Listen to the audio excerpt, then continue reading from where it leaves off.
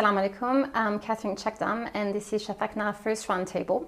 I have two guests with me today. I have Reverend Nadim Nasser from the Awareness Foundation. Thank you very much for being with us today. Thank you.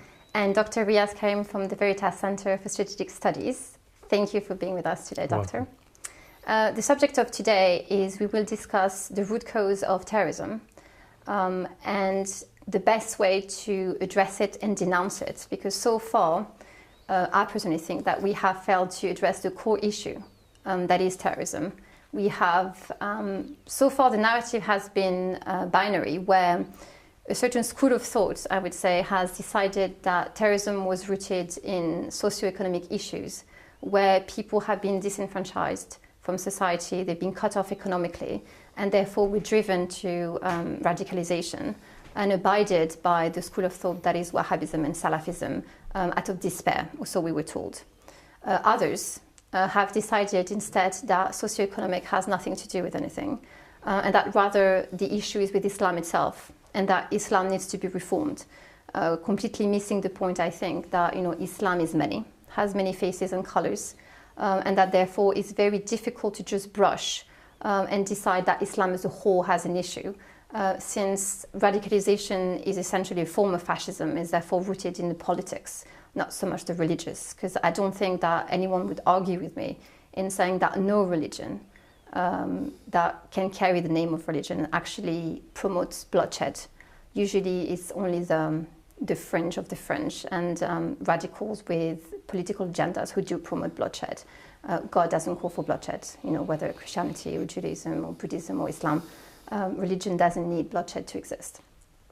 So this is the debate I want to have with you today. And I think it's important that we have this discussion where we actually ask the question, is terror rooted in Islam? Does Islam speaks of bloodshed? Does it call for religious community to be ostracized on account they speak different scriptures or believe differently than Muslims do? So I'm going to put the question to you, because I know you have talked a lot about interfaith and the role of what is radicalization and why do we have radicalization in the first place? Is it a religious issue? Is it a political agenda that is being carried by certain countries? In your mind, and being from the Christian faith, how do you look upon this Islamic terrorism that we're being sold in the media?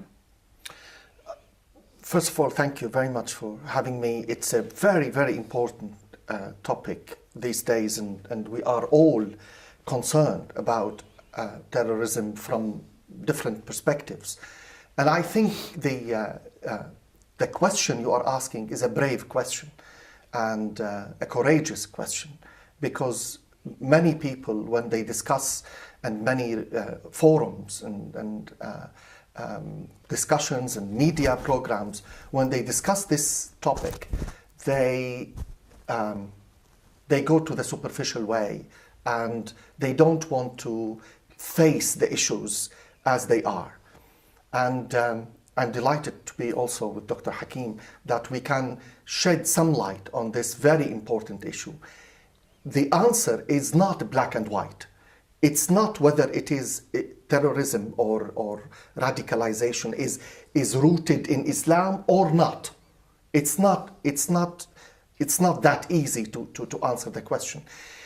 I always say to my Muslim friends, let's learn lessons from history. History is full of lessons, but usually we fail to learn from the experiences of the past. Look at the church. The church faced terrorism in the name of Christianity for centuries. Why don't we look and see, was that terrorism rooted in the Bible? Was it rooted in Christianity, or was it political? And I have to say, 2 weeks ago, I was in Belfast, and I was extremely sad and moved by this visit to Belfast. A lot of people don't know that Belfast still suffers from a radical division between Catholics and Protestants. We visited, actually, walls built high, very high walls, between the two communities.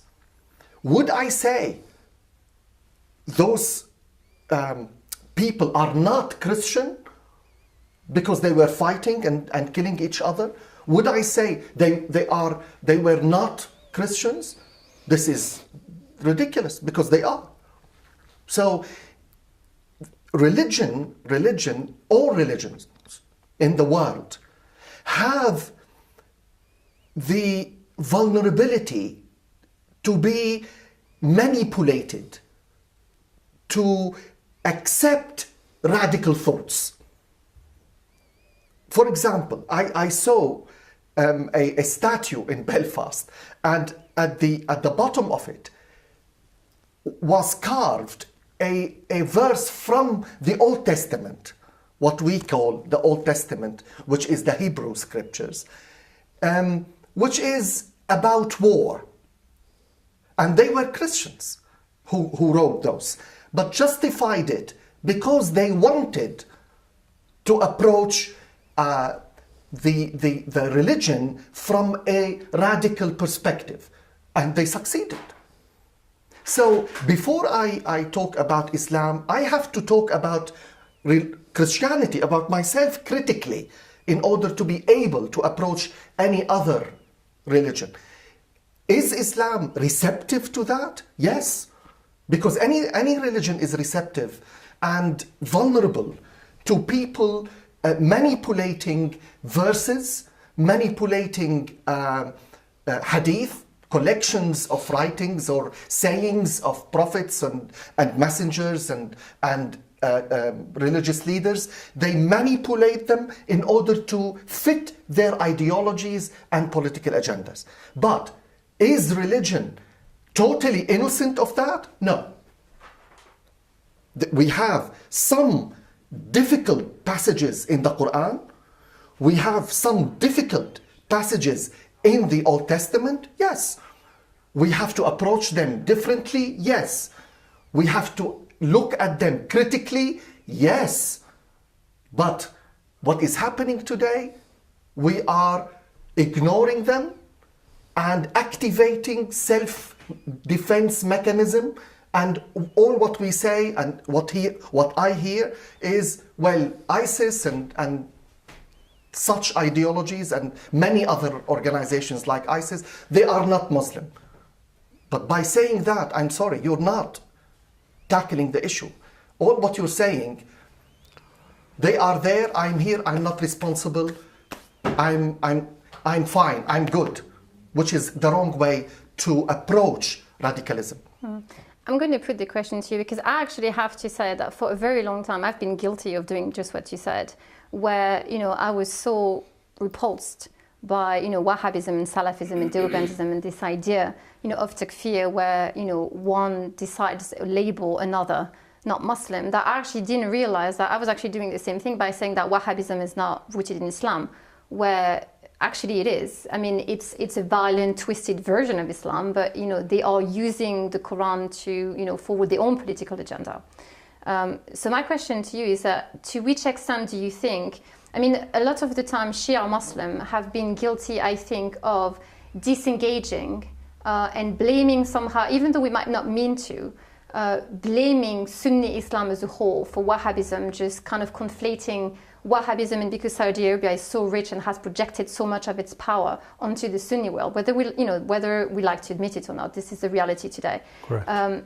We have existed against Sunni Islam, even though we say that we don't, but we have, by not allowing for us to become part of the solution. So we have allowed for a space to be created where terrorism has flourished. And even though we have suffered as Shia, most of all from it, because we have been decimated in Iraq and in Syria, in Yemen, in Bahrain, we didn't offer a real solution in terms of building bridges, and not just interfaith, but interfaith as well, trying to go out of our ways to rethink how our religious identity. Is there something in the way that we approach religion that allow for radicalism to actually exist? Because maybe we failed to adapt. I mean, I remember it was Imam Ali who actually said that we shouldn't raise our children the way we were raised, because we're living in Times are changing, and so we need to adapt. And the beauty, I think, about the scriptures is that we can find truth and relevance all the time. It's all about how we approach the issue and whether we are sincere in the way that we approach it, without political agenda, without selfishness and tolerance. So what would you say, what is it that we have failed to address in trying to formulate an answer that is it that terror is rooted in Islam? How come we have allowed Wahhabism to actually twist the verses of the Quran, because they are using the Quran, Correct. and actually turn Islam, which is the religion of the middle, which is about justice. We're forgetting things all the time. We talk about peace. It's not about peace. It's about justice.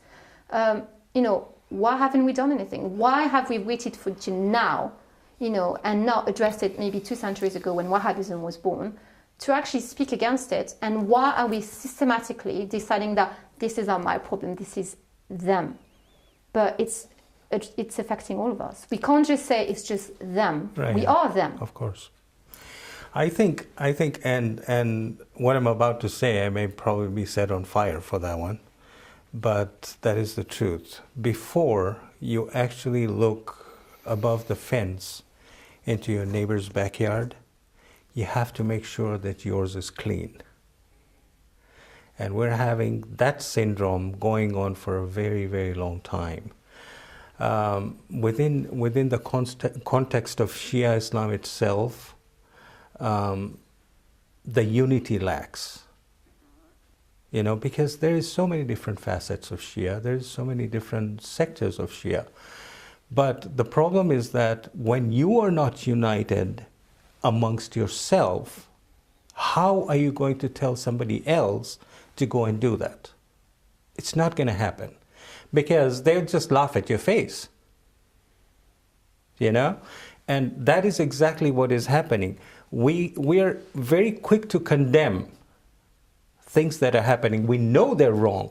We know that we should do something concrete to fix them. But brushing it under the carpet is never the answer. And that is exactly where we are right now. We brush it under the carpet and just let it go. It wasn't me, it was you. But if we had a solid foundation of education, a solid foundation of faith, of unity, and you come together, and then you say as one people that we have a problem, not only they will listen, but the world will listen. But we're still not there yet. See, this is interesting because before we can speak of counterterrorism, we actually need to define terror. Because so far, there have been so many acronyms given to, ISIS, Al-Qaeda, Boko Haram. There's been 100 different ones, and they're reinventing themselves. Even I would say the Muslim Brotherhood to some extent. Because depending on, Muslim Brotherhood, which Muslim Brotherhood are you talking about? If you're talking about the Muslim Brotherhood in Yemen, I can tell you from personal experience that it's very violent, very radical, very similar to the Daesh ideology, minus the chopping off heads, because at the time, I think that people were not just there yet, but now it's happening in Yemen. So it's very difficult, because how can you formulate counterterrorism or a valid program, policy, agenda, whatever, if we don't actually define terror? But you're saying those names, Daesh and Al-Qaeda and Muslim Brotherhood, I think those are tools to the same hand and the same ideology. Correct. But I want to go back to something you said, very important. You said it's about justice. Allow me, as we are in a round table discussion, which is a square table, allow me to disagree. It's not about justice, because justice is very dangerous. What is just for you could be not just for me. True. If you go to Israel-Palestine, just an example, if you go and speak to the Israelites and Israelis and about their right to be in Palestine, they have a complete and whole argument that makes it just for them to be there. You move to the Palestinians, they have a whole and perfect shaped argument for them to be there, and the land is theirs. So, and you stand in the middle and you say, what is justice? And where is it? And where is it? And also social justice. What is social justice? And what is justice? Justice is to implement the law of the land or the divine law. Where is justice? That's a very good question. Exactly. But I would, from my perspective, I would not put my eggs in the basket of justice. Otherwise, I'm jeopardizing the eggs. I would put it in the basket of love. But I'm not saying that love in an emotional, sentimental feelings. No, I'm saying love, which comes out of it, the feeling of duty and responsibility towards the other. So when I give you your right, I am not giving you your right because it is just. No. I'm giving you your right because I love you and I acknowledge your existence as much as I love myself and I acknowledge my existence. So for me, as a looking at the world from a Christian perspective, I would say justice is dangerous because there is no concept of justice in the absolute. Unless we define it very clearly. But I would say our societies and communities need the concept of love that includes justice and includes freedom. If I am giving myself the right to be free, to choose my religion, to choose the way of my life, to eat what I want to eat, to dress what I want to dress, I must fight for the same right for you. Not because I want to be just, but because I love your existence beside my existence. And I would not feel my full humanity without you. You see, I think that's the key word, is humanity, because as a community, I think this is where we're lagging and lacking. Is like we are not courageous enough to recognize that people have the right to disagree with us. They're entitled to disagree with us. And that until we understand truly what it is to see other people as equal in humanity, we will never experience what Islam is all about. In the Middle East, it's either you are my brother in religion or you're my enemy. Exactly. Yeah. But, I know you talk a lot about binary. Yeah. And we live in a binary world today. It's Absolutely. Even it was George W. Bush who said you're either with us or against us. But we can't think this way. No, see, the problem is with Shia Islam, with Sunni Islam, with many other communities, when you're talking about is terrorism part of Islam or entrenched within Islam, I would go as far as answering this that who let it happen? Exactly. Because you are so busy doing what you do and just overlooking what is happening to your neighbor or somebody else who left a huge vacuum that allowed terrorism to come in. We're not going to agree to this. We're not. But in actual fact, we're responsible. When you leave a vacuum, I would take a very simple example of Yemen. When you leave a vacuum on the south, Al-Qaeda got in there. They did, right?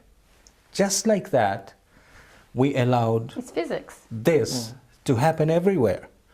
How do you now the thing is that, and this is because of lack of unity. It happened in Egypt. Exactly. In the revolution. Right. There was no leadership. And the Muslim Brotherhood in the beginning, they stepped in and claimed and took it. Yeah, because if you look all the empires, the Roman Empire, they imposed themselves on many cultures. Correct. So did the Ottomans. And the Ottoman Empire, the Persian Empire, all the empires. Once you have an empire, the word itself is aggressive. Because empire, it means colonization and imposing your style of life. Correct. And your values. A form of cultural Marxism. Exactly. Because this is what's happening today with Wahhabism. Absolutely. In Syria, for example, in Syria, Iraq, Yemen, even Bahrain, there's a desire to disappear pluralism. Whether it's, within Islam or without Islam, Christianity, Judaism. I mean, for example, we look at Saudi Arabia, for example, which is the birthplace of Wahhabism. People forget that before Saudi Arabia was Saudi Arabia, it was the Hijaz. So it wasn't, they hadn't been the Arabian Peninsula. Exactly. Yeah. And then the Hijaz used to be a place where, Christian community lived happily. The Jews of the Hijaz, were thriving communities. Of course, you had Muslim, but you had others. You had many different religious minorities and belief and cultures and tradition mixing. And the business between Mecca and Damascus was fantastic. But where is it? Wonderful. Where is it today? So today when we look at Saudi Arabia, we see the result of this Wahhabist agenda where it has been disappeared, it has been obliterated, and not just, spiritually, is every trace of Christianity, Judaism and other faith has been disappeared.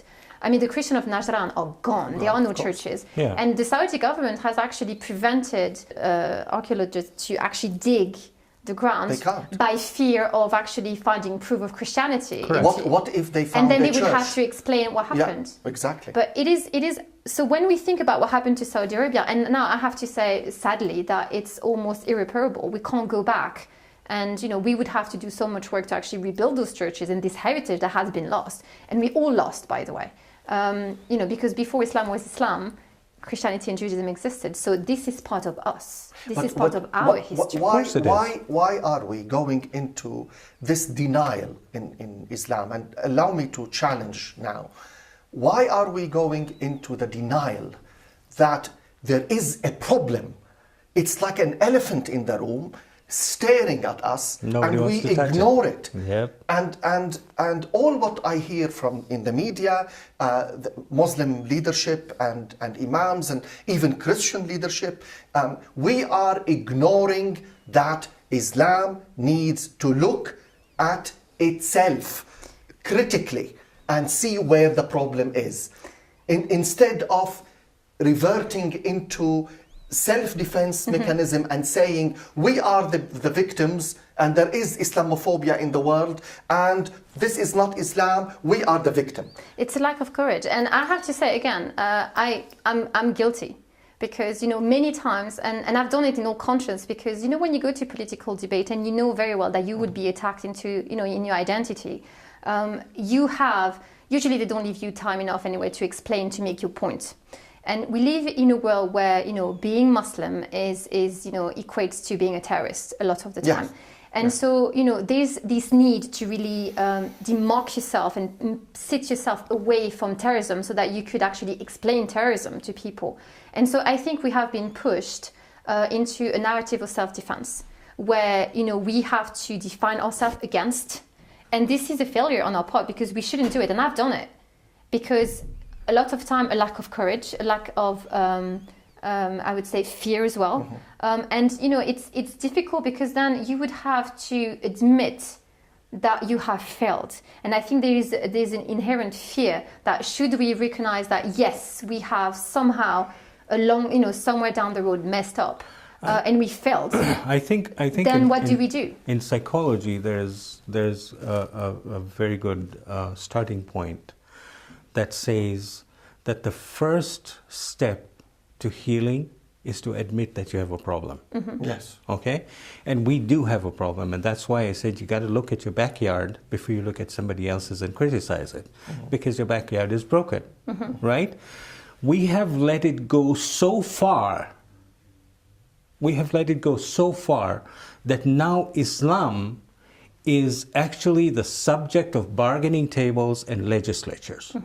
But we have played into that narrative because I think that by because people have either tried to appease the West, so to speak, and to try to fit into this secular mold, by playing the ostrich and just playing, the integration card and saying that, Islam needs to reform, but in a way that it has to disappear within, the secular Western world, which I don't think we should. I think, we need to retain our identity, but it doesn't mean that we have to exist against other people. It just means we need to grow up and find exist with and other actually people. be better, be better and recognize again people's humanity and rights. If the church in the Middle Ages and in the name of the church, a lot of wars took place, as we know, a lot of bloodshed, and the church was responsible for that. If the church reverted into putting our heads in the sand and say, well, we are victims, and we those are not Christians and this is not Christianity, we would not have survived. No, no. And the church, what did the church do? They stood up and said, we have a problem, and let's talk. We have a serious problem. First of all, the problem is being in one bed with a monarch. And that should end. Because as you know, the church and the monarchy were married. But this is Saudi Arabia today. Yeah. It's a theocracy. It's the theocracy. And also, what people don't know, that in this country, in the UK, every bishop used to have a prison. The bishop can send you to prison. Correct. I mean, the people don't know that. But the church had to face huge problems to correct itself. So we had 3 movements that shook the Christianity and the church to the core. The first one, I mean, 3 major movements. The Reformation, which we are celebrating this year, the 500 years anniversary of Martin Luther in Germany, when he said, here I stand, and he put 99 statements on the cathedral's door. And the second movement was the Renaissance, when the church went through a whole self-criticism, self-examination. And the third was the Enlightenment. We all know that Galileo was persecuted by the church. Right. And he was almost killed by the church. But then the church had to re-examine itself and say, no, we can't box science. Science has to be free. And the Enlightenment, of course, we have a lot of problems in the Enlightenment. I'm not glorifying in any way either of the movements. But those challenges made the church survive the bloodshed of centuries. And we need to look at Islam more critically. We can, as other faiths, we can support the Muslim leadership. We can pray for them. We can go alongside them. But we cannot do it for them. It has to be from inside, not from outside. It doesn't work from outside. It doesn't. That leads me to actually my next question. I'm going to put it to you, Dr. Karim.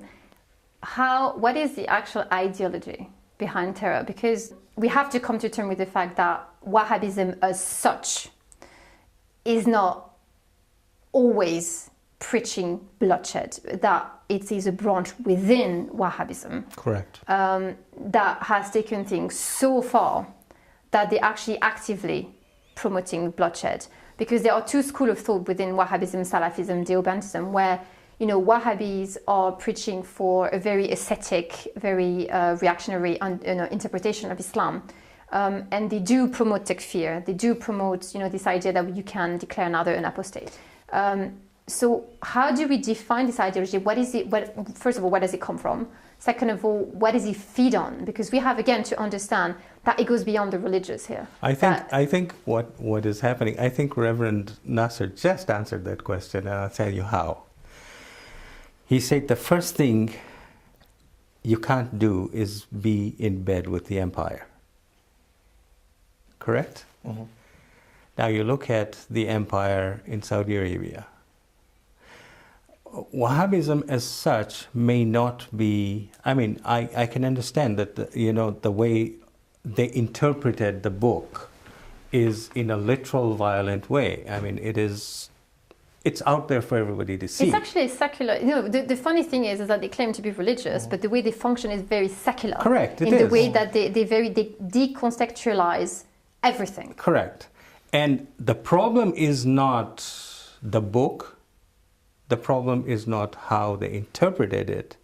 The problem lays within the empire. That empire and how they interpret that particular book is the result you see out there today. Because they, you know, they have this thought about power, about money, it's about greed, about everything that we're not supposed to do. They're out there doing, encouraging it, paying for it. So now, how do you actually take Wahhabism collectively and blame it for everything that's happening out there? I don't think you can. I agree. I agree totally with Dr. Hakim that this brand of ideology now is not only Wahhabism. It is beyond that. I agree. And I, again, allow me to disagree with you. It's not the fringe of the fringe. It is a huge movement in Islam. The Middle East has changed dramatically. It started off in the last. Yes, it started, but now, the Middle East. I don't even recognize in my short life the Middle East when I was a teenager, not a child, a teenager, or even in my 20s. The Middle East then and the Middle East now is a completely different world. Oh, it has been a cancer. And for example, we met a group representatives from Indonesia came to the UK, and we sat with them, and they admitted boldly that they have a problem. This ideology infected the universities. Sure. That's because of the money that was put into it.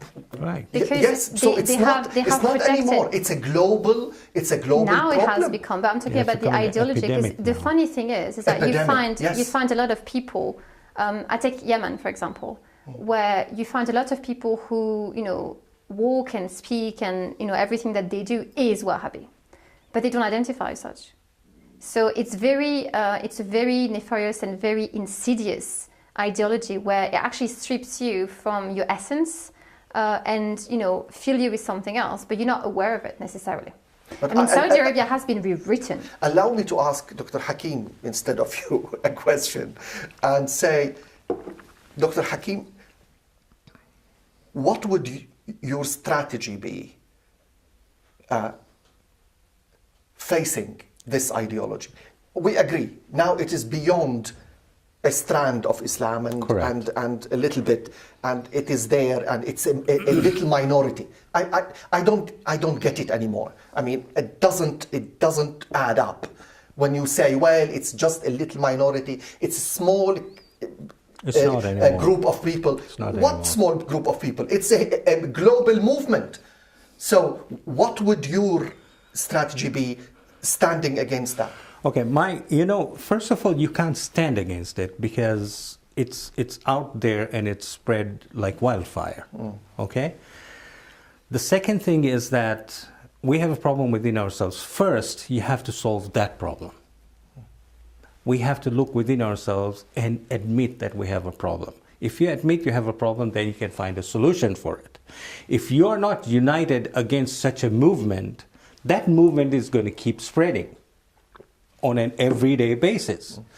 That movement now is based on, if you join ISIS, we're going to give you money. You can have as many women as you want. You're going to be able to wear a uniform. You're going to be able to shoot whoever you want. Or you're going to be able to behead whoever you want. That it is empowering the teenagers who are out there who have nothing to do. They have a problem. We have a problem. Why don't they have nothing to do? If you leave them the way they are, this is where they're going to end up.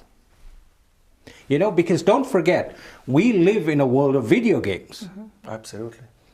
And every time a child will start a video game, it's shooting someone. True. Yes. And if you do not curb that and make the difference and explain to them that, okay, you know what, you can play your video games, but we have to go to your youth group, you know, where there's activities for them. There's something to do, something to keep their mind occupied. Give them courses, give them, you know, give them a sense of community, a sense of belonging, a sense of feeling. If we are not able to do that, this is where they're going to end up. See, I'm going to disagree with you a little bit. You know, even though I agree with you, Wahhabism, Salafism, Deobandism has become a global issue because their literature has invaded and perverted everything everywhere. Correct. You know, mosques across the world.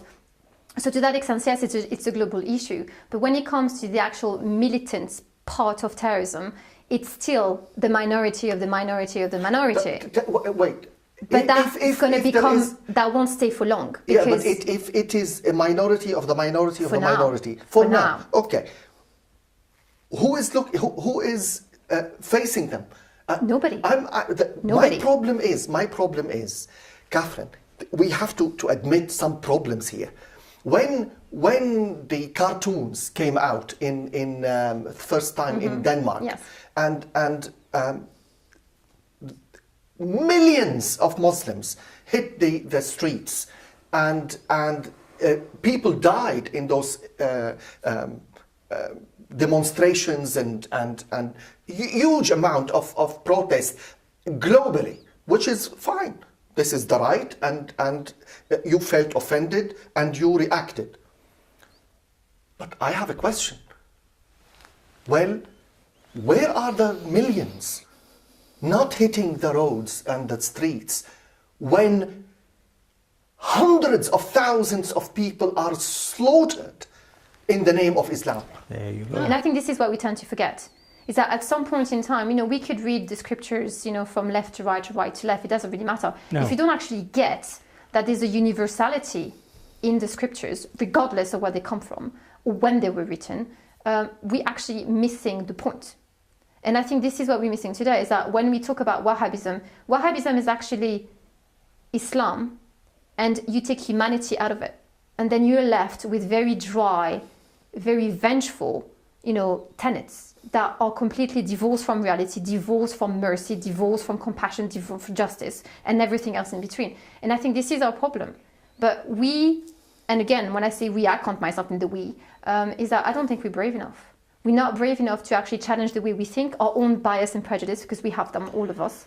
We'll hit the roof when somebody draws a cartoon, though. I know, but see, this is what bothers me, is that I can understand the anger. I do understand the anger, and I felt angry too. But at the same time, I will say that Prophet Muhammad is so above whatever it is that he can say about him. And I mean, I remember a time where, you know, I think it was Abu Jahl who used to just throw, old meat and trash in front of his doorstep. And he did not rise to the insult. He did not fight him. And he could have, but he chose not to. He chose to be better, to answer about which is better, which is actually in the Quran. So who are we to try to defend him when he chose not to use violence to defend his own name when he was alive? You know, but we stay silent, like you said, when, you know, innocent are dying, and regardless of their faith, doesn't matter. Because Imam Hussein, by the way, Imam Hussein, Karbala is about standing for justice and the innocence of, you know, innocence. Where are the Muslims in the streets against the slaughters of other Muslims? Keep us... The Rohingya Muslim Even if they don't want to protest against slaughtering the infidels like me. It's not our problem. But this is the point. It's not our problem. It is. Are we saying this is my problem and I need to act, or am I saying it is out there, it's not my problem, it's not my responsibility, and I don't have to do anything about it? As long as I'm living in a country that's safe, I have shelter, I have food on my table, my children are smiling, they're going to school, it's somebody else's problem. The problem, see, when we're talking about other Muslims, you're talking about the Rohingya Muslims. They are the most persecuted Muslims in the world. Yes. Mm-hmm. And they've been ignored. What Yes. Muslim actually have you seen stand up for them? Who? There is Christian organizations that are feeding them out there, but very few Muslim organizations that are out there. Very few. And Saudi Arabia, for example, that claims to be, the custodian of the two holy mosques, hasn't done anything. No. I met last week somebody from Myanmar, and I asked him, what is happening with the Rohingya? Well, he said, we call them Rohingya, and some other people call it Rohingya, but they are suffering. There is injustice and there is violence against them. There is genocide out there. But there is a bit of, on one hand, exaggeration, and the other hand, misrepresentation. Mm-hmm. There are a lot of problems about it. But I'm saying, even not protesting against the killing of the other faiths, but where are the Muslims? 1 point whatever billion Muslims around the world. If we are really saying this is the absolute tiny minority that are causing such havoc in the name of Islam and hurting the image of Islam, we should be absolutely outraged. The majority should speak up. Outrageous. Mm-hmm. I mean, the people should be in the streets, Which is and they absolutely should push governments to act and stop abusing religion and manipulating religion in the name of ideologies and whatever, in order to have a political gain or economical problem, an economical gain. But after all, it's all about money. Yeah, it's isn't about it? greed. It's about greed. It's all about it's money. about greed. Look at Syria. But the problem is, see, when and I agree with Reverend Nasser and what he said. Where is the Muslim community? Because don't forget that the people who suffered the most in the hands of ISIS and Daesh or whatever you want to call them are Muslims. Mm-hmm. There's 100,000 Muslims that were killed, beheaded by them, because they did not agree with their ideology. Sunni and Shia. Correct. Both. Across the board. Alike. Yeah. I mean, that's the Alike. beauty, is they like death. They don't discriminate. No. Okay. They just kill everybody. Yeah. There still is no outrage. No, because I mean, we can say that there's 100,000, fine. They're it's 100,000 too many. It Because is we like to talk about numbers. One is too many. person is Exactly. too many. Exactly. Where is the community when a 12-year-old Yazidi girl was raped 48 times before breakfast? What happens if that is my daughter? But see, this is the thing. I think we actually have a lot to learn from Iraq. Because we talk about, in terms of, the way that they have, they came together, where they were plagued by sectarianism, but they're actually moving away from it now. And if, for example, do you know Ali Musavi, who's the reporter for Press TV? Yeah. I did an interview with him, and he was actually telling me that sectarianism is disappearing in Iraq because of this fatwa that Ayatollah Sistani published, because of the efforts that the religious authorities there, did working with, But we are far from it. It's not. I'm not saying it's Very perfect, far but from I'm it. saying that Very, they very have far. they have It's a taken start. that journey. I They go- are taking this journey. I go to Iraq twice or 3 times a year, and I know the minorities. The suffering is still unbelievable. Not only to the minorities, the whole Iraqi people. I mean, they still the religious abuse in Iraq is unbelievable. Let's not kid ourselves. I'm not. But I'm saying there's a conversation that is happening at least. Yes, I mean, I hope that there is something being done towards stopping this sectarianism, and we are in 2017 in the digital revolution age. Yeah, we should know better. We should be aware of the value of our humanity. See, this is another problem. That is exactly right. This is another problem. We don't live in the 1500s anymore. People need to realize that everything has moved on. Times have moved on. Generations have moved on. Things have changed. and you need to mold yourself accordingly.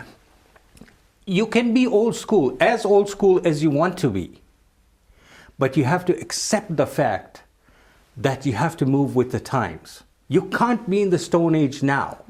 We have time for one question, this is a question I'm going to put to you, Reverend Nasser. What role do you think the religious authorities, and I'm talking across the board, have to play in championing a new narrative when it comes to the way we think in terms of our religious identity, and then, in opposing terrorism? Because something needs to be done, otherwise we literally walking ourselves to our own doom.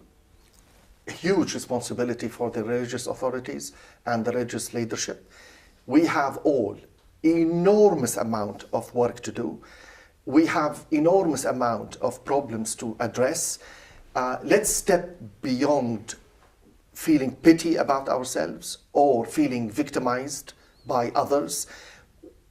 Yes, there is Islamophobia out there. Yes, there are incidents against Muslims, which is horrible and unacceptable. Yes, but do we sit and weep and feel sorry for ourselves because some incidents are there against us? So what?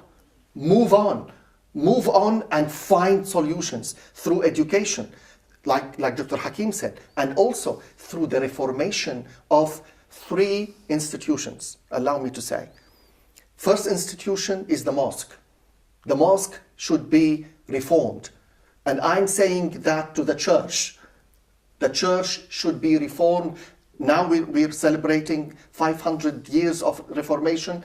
Reformation should be a process, never ending. Correct. It's a never ending process. Second, homes. Our homes are factories of radicalization. Because sometimes we don't know what we say and what our children hear. Correct. We think it's an innocent statement, but our children listen at home. We should be very careful what we say at home. Christians and Muslims. Third, our schools. Still, our schools are not up to standards in the West and in the Middle East. To bring education to a level of respected minds and souls and presence of God in our communities. 3 institutions must be continuously reformed. Mosque and church, homes, and the schools. If we don't act quickly, we will even slip deeper and deeper into the darkness of radicalization. Well, that's all we have time for today. Okay. So I wanted to thank you very much, Reverend Nadim Nasser from the Awareness Foundation and Dr. Riaz Karim from the Veritas Center of Strategic Studies. Thank you very much for your insight, and I hope we can have this discussion again, because I don't think we could ever, there's a lot to talk about when it comes to counterterrorism. We'll probably do 10 parts of it. Thank you very much. It was a pleasure, truly, so thank you. Thank you. Thank you so much.